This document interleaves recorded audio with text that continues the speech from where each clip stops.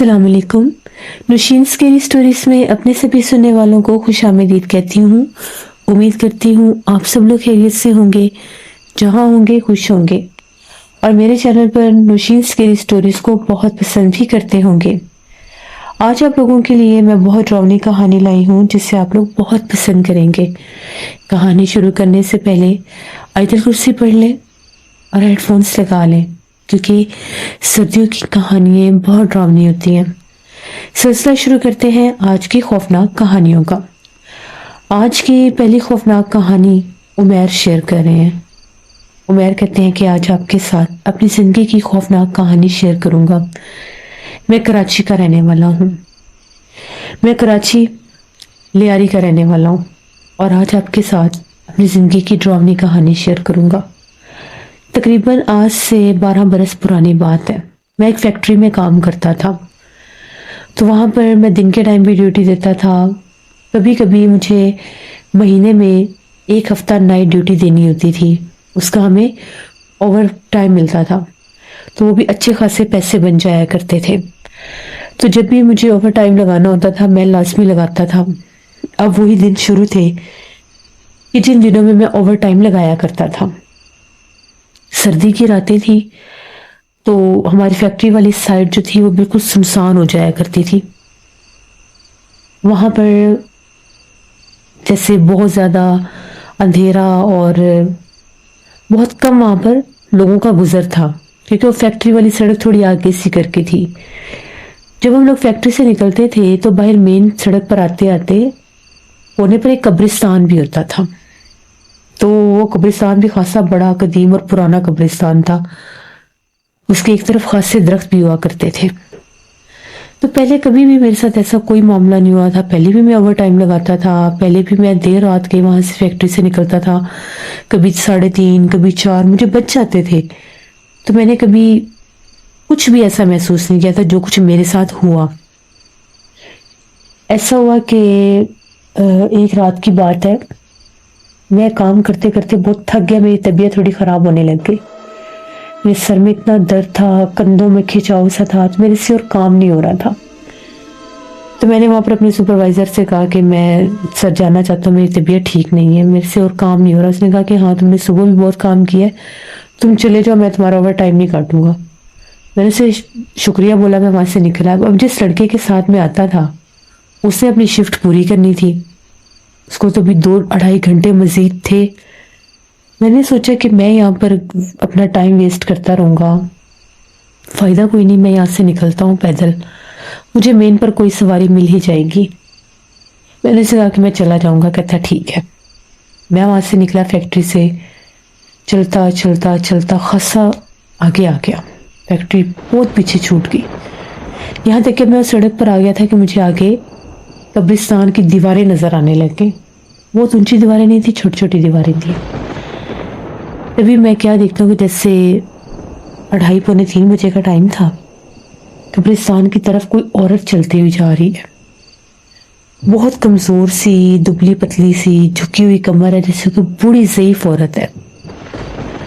और उसने अपने हाथ में जैसे बहुत बड़े बड़े थैले उठाए हुए हैं।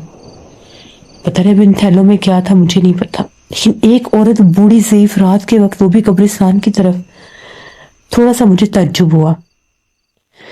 मैं पैदल चलता चलता बिल्कुल अब उसके पास पहुंच गया था। मेरे पहुंचते पहुंचते वो कब्रिस्तान के अंदर दाखिल हो गई। और जब कब्रिस्तान के अंदर दाखिल हुई तो मैं खुद उसे देख रहा हूँ, कब्रिस्तान के अंदर गई। मैं खड़ा हो गया, जो मुझे नहीं होना चाहिए था असूली तौर पर। तो मैं खड़ा होकर उस तरफ देखने लगा। वो बिल्कुल ठीक जा रही थी, मतलब उसे शायद पता ही नहीं था कि मैं हूं। एकदम जाते जाते वो खड़ी हो गई।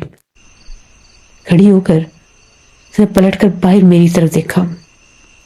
जैसे उसने पलटकर बाहर देखा मैं बहुत डर गया क्योंकि उसके देखने का अंदाज बहुत ज्यादा भयानक था। और वो कब्रिस्तान के अंदर पहुंच भी गई थी, इसके बावजूद उसने पलटकर मेरी तरफ देखा। कब्रों के दरमियान खड़ी थी, स्ट्रीट लाइट लगी थी, रोशनी जा रही थी अंदर। जिससे उसने मुझे देखा, एकदम से जैसे उसने अपना मुंह खोला, बड़ा अजीब सा, उसका मुंह बहुत लंबा हो गया और उसने खौफनाक चीख मारी।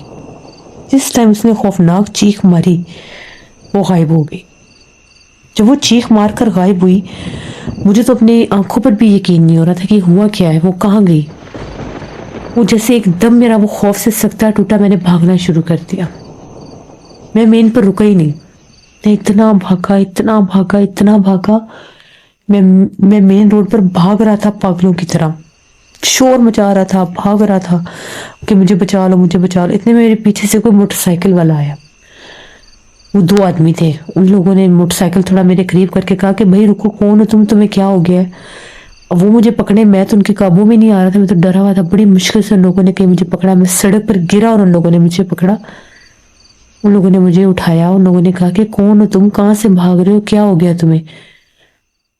मैं थोड़ा सा नॉर्मल हुआ उनको देखकर। मैं पहले उन्हें देख रहा था कि इंसान ही है, ये इंसान ही थे वो। मैंने उन्हें सारा किस्सा बताया कि इस तरह से मैंने कब्रिस्तान के पास मंजर देखा है। मैं तो पता नहीं भागा ही कैसे हूँ वहां से। इसने कहा कि कब्रिस्तान असेब से है, वहां पर अक्सर हमने भी ऐसे नज़ारे देखे, ऐसी चीजें देखी हैं। तुमने कहाँ जाना है, हम तुम्हें छोड़ देते हैं। मैं डरूं कि मुझे नुकसान ना पहुंचा दे। कहते तुम डरो ना, हम तुम्हें कोई नुकसान नहीं देंगे, हम लोग तो खुद अपने घर जा रहे हैं, काम करके निकले हैं, तुम्हारी ऐसी हालत देखिए तो रुके हैं। बहरहाल उन लोगों का अल्लाह भला करे, उन लोगों ने मुझे अपने मोटरसाइकिल पर बिठाया, लिफ्ट दी, हमारे मोहल्ले तक ले आई, मुझे छोड़कर वो लोग चले गए। मैं आगे अपने भागता भागता अपने घर गया, दरवाज़ा खटखटाया, घर वालों ने दरवाज़ा खोला, मेरी हालत देखी, डर गए। मिट्टी से चेहरा भी भरा हुआ था, बाल कपड़े सब भरे हुए थे, सड़क पर जो गिरा था। बहरहाल मैंने उनको सारा किस्सा बताया, सब परेशान हो गए। हाथ मुंह धोया, कपड़े बदले, जाकर बिस्तर में लेट गया। कांप रहा था मैं ठंड से, खौफ और ठंड से। मेरी बहन मेरे लिए चाय बनाकर लाई, अम्मी अबू मेरे पास थे। मैं इतना अपने आप को लागर महसूस कर रहा था कि मेरे जिस्म के हर हिस्से में तकलीफ थी, दर्द थी। मैं सो गया। सुबह मुझे इतना सख्त बुखार था, इतना सख्त बुखार था कि मेरे से बोला भी नहीं जा रहा था। बड़ी हिम्मत करके मैं उठा, थोड़ा सा नाश्ता वगैरह किया, हल्का फुल्का। मैंने मेडिसिन लेने जाना था, अब वो मुझे लेकर गए मोटरसाइकिल पर, मेडिसिन ली। मैं खुद ही मोटरसाइकिल लेकर नहीं जाता था, मेरा छोटा भाई एकेडमी जाता था, तो उसके लिए बड़ा मसला बनता था। मैं तो सुबह से शाम तक उधर जाकर मोटरसाइकिल खड़ा कर देता था, लेकिन उसने काम करना होता था। कभी कभी वो मुझे छोड़ भी आता था, लेकिन फिर पेट्रोल बहुत ज़्यादा लगता था, तो फिर मैं अपने दोस्त के साथ चला जाता था, जिसने भी वहाँ पर शिफ्ट करनी थी। मुझे घर वालों ने कहा कि तुम थोड़ा सा इंतज़ार कर लेते, वहाँ कहीं लेट जाते किसी जगह पर, उसके साथ ही आना था, तुमने नहीं आना था। बहरहाल मैंने मेडिसिन ली, मेरी कुछ हालत ठीक हुई। उसके बाद मैं रात को सो न सकूं। जैसे मैं बिस्तर पर लेटता था, मुझे ऐसा लगता था मुझे कोई चीज़ डरा रही है, मुझे किसी के होने का एहसास महसूस होता था। मैंने वाज़ेह तौर पर उस बूढ़ी औरत को अपने करीब देखा। ऐसे लग रहा था जैसे मैं ख्वाब देख रहा हूँ और ख्वाब में वही बूढ़ी औरत हमारे कमरे में आई है और बिल्कुल मेरे ऊपर झुकी हुई है, जैसे मेरा गला पकड़ने लगी। मेरी आंख खुली तो मेरे ऊपर थी। मैं जो ख्वाब देख रहा था वो हकीकत में भी मेरे साथ हुआ। मैं चीखें मारने लग गया और मुझे ये भी लगता है मैंने पूरी ताकत से उसको दूर भी फेंका था, जैसे वो लगी है किसी चीज़ के साथ, और गायब हो गई। मेरी आंख जब खुली तो मैं देख कर मैं चिल्लाने लग गया, सब जाग गए। मैंने उन्हें बताया कि मुझे ऐसे ऐसे ख्वाब है और वही मखलूक मैंने हकीकत में भी देखी है। बस फिर तो हर रात मेरे साथ ये काम शुरू हो गया। मैं सोच सकता ही नहीं था। उधर तो जाना दूर की बात, काम पर मैं सोता तो मैं काम पर जाता। जैसे ही आंखें बंद करनी मुझे वो खौफनाक आवाज़ें आना शुरू हो जाती थी। मैं डरता डरता आंखें खोलता था तो वो सामने मुझे नजर आती थी, कभी दूर, कभी बिस्तर के करीब, कभी कमरे में आती हुई, कभी कमरे से निकलती हुई। 3-4 दिन ये मामलात हुए तो अब्बू ने कहा कि ये तो ठीक नहीं है, इसे साहिबन के पास जाना चाहिए, वरना ये तो मार देगी वो चीज़ इसे, या इसे नुकसान दे देगी। भाग दौड़ की अब्बू को एक आमिल का पता चला, वहां पर मुझे लेकर गए। उन आमिल ने पढ़ाई की, उन्होंने कहा कि वो चुड़ैल आफत थी, वो उस रात कब्रिस्तान की तरफ जा रही थी। पिछल पैरी चुड़ैल थी जिसने तुमने जिसे देखा, पता उसे लग गया था कि तुम उसके पीछे हो। तुम्हारे से ये गलती हुई कि तुमने वहां से निकल जाना था, तुम खड़े होकर उसे देखने लग गए। उसे फिर जब तुम्हारी बू आई कि यहाँ पर कोई आदम है तो उसने पलट कर देखा, फिर حملہ آور اس نے تم پر ہونا تھا، لیکن اس نے اپنا آپ ظاہر کیا اور چیخ مار کر نکل گئی۔ قسمت اچھی تھی جو بچ گئے ہو۔ پھر تم نے وہاں سے بھاگنا شروع کر دیا، تم نے پلٹ کر نہیں دیکھا، لیکن ابھی بھی اس کا اثر ہے تم پر، وہ تمہارے پیچھے ہے۔ پھر انہوں نے مجھے دم کیا، حفاظت کا ایک تعویذ دیا، کہا کہ اس کو گلے سے نہیں اتارنا۔ میں نے کہا ٹھیک ہے، اور کہتے اتنی رات کو تم نے اس قبرستان والی جگہ سے بھی نہیں گزرنا۔ بہرحال میری طبیعت خراب رہنے لگی، مجھے ڈر لگتا تھا، میں تعویذ کے باوجود نہیں سو سکتا تھا۔ شاید وہ خوف میرے دماغ پر، میرے دل پر سوار ہو گیا تھا۔ اتنا کچھ ہونے کے بعد بھی میں نے تقریباً 10 دن کی چھٹی لے لی تھی۔ بتایا تھا سب کو کہ میرے ساتھ یہ ہوا ہے۔ ہمارے وہ جو فیکٹری والے تھے انہوں نے میرا بڑا ساتھ دیا کہ علاج کروانے کے لیے بھی پیسے دیے۔ پھر میں نے کام شروع کر دیا۔ جب بھی پھر میں وہاں سے واپس آتا تھا، قبرستان کے پاس سے گزرتا تھا، میری طبیعت خراب ہو جاتی تھی، میرا سر بھاری ہو جاتا تھا، مجھے ایسے لگتا تھا کہ مجھے کوئی پکار رہا ہے، مجھے قبرستان کی طرف سے کوئی آوازیں دے رہا ہے۔ میں پلٹ کر دیکھتا تھا، مجھے کوئی نظر نہیں آتا تھا، لیکن واضح طور پر کوئی عورت میرا نام لیتی تھی۔ جو میرا دوست تھا وہ کہتا ہے کہ جب تم میرے ساتھ آتے ہو، جب بھی تم میرے موٹر سائیکل پر ہوتے ہو اور ہم لوگ قبرستان کے پاس سے گزرتے ہیں، میرے کندھے بھاری ہونے لگ جاتے ہیں، مجھے ایسے لگتا ہے جیسے تمہارے ساتھ کچھ ہے۔ میں پھر سے اس عامل کے پاس گیا، میں نے اسے کہا کہ اب میں سو تو جاتا ہوں، مجھے وہ چیز اتنا ڈراتی نہیں ہے، لیکن محسوس ہوتا ہے کہ میرے آس پاس کچھ ہے، لیکن میں اب کام نہیں کر پا رہا۔ جب بھی میں وہاں سے نکلتا ہوں مجھے قبرستان سے آوازیں آتی ہیں، اور میرا دوست بھی کہتا ہے کہ موٹر سائیکل بھی بھاری ہو جاتا ہے، اس کے کندھے بھی بھاری ہو جاتے ہیں، تو یہ کیا معاملہ ہے؟ پھر اس عامل نے پڑھائی کی، مجھے دم کیا، تو اس نے کہا کہ تم وہ جگہ چھوڑ دو، تم وہاں پر نوکری نہیں کر سکتے، کیونکہ تمہارا راستہ وہ ہے اور وہ وہاں پر رہتی ہے، تم جب بھی وہاں پر سے گزرو گے اسے تمہاری پھر بو آئے گی، اسے پتہ چلے گا وہ وہاں پر آیا ہے، تو وہ حملہ آور ہونے کی کوشش کرے گی، یہاں تک کہ تم جس کے ساتھ بھی جاؤ گے اس کو بھی نقصان پہنچا سکتی ہے۔ میرے دوست بھی میرے ساتھ تھا، اس نے بھی یہ سن لیا، اس نے کہا کہ بھائی معذرت، میں تو تمہیں اب نہیں لے کے جاؤں گا، مجھے تو ڈر لگتا ہے ایسی مخلوقات سے، جو تمہارا حال ہوا ہے کہیں میرا بھی نہ ہو جائے۔ پھر میں نے فیصلہ کیا کہ مجھے یہ نوکری چھوڑ دینی چاہیے، پھر میں نے وہ نوکری چھوڑ دی، میرے پاس کوئی اور حل نہیں تھا۔